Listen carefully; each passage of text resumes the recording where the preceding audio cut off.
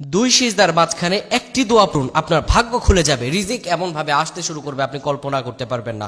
আপনার রিজিকে বরকত নেমে যাবে, এর বরকত হয়ে যাবে ইনশাআল্লাহ। এবং আপনার সন্তান কথা শুনছে না, সংসার অশান্তি আল্লাহ তাআলা আপনার দূর করে দিবেন। একটি দোয়া পারে আপনার মনের 60টি আশা পূরণ করতে, যা আপনার জীবনে ওতপ্রোতভাবে জড়িত। আর কোনো ব্যক্তি যদি এই 60টি জিনিস পায়, তবে তার জীবনে আর কোনো চাওয়া থাকবে না ইনশাআল্লাহ।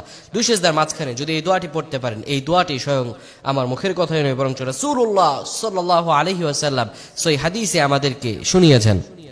রাসূলুল্লাহ সাল্লাল্লাহু আলাইহি সাল্লাম বলেন, কোনো ব্যক্তি যদি দুই সিজদার মাঝখানে বসে বলে আল্লাহুম্মা গফিরলি ওয়ারহামনি ওয়াজবুরনি ওয়ারফানি ওয়াআফিনি ওয়াহদিনি ওয়ারযুকনি, এই 60টি দোয়া যদি কোনো ব্যক্তি করতে পারে আর আল্লাহ তাআলার কাছে যদি চাইতে পারে, আল্লাহ তাআলা সঙ্গে সঙ্গে তার দোয়া কবুল করে নেবেন। সেই দোয়াটিকে আবার বলছি, আল্লাহুম্মা গফিরলি ওয়ারহামনি ওয়াজবুরনি ওয়ারফানি ওয়াআফিনি ওয়াহদিনি ওয়ারযুকনি।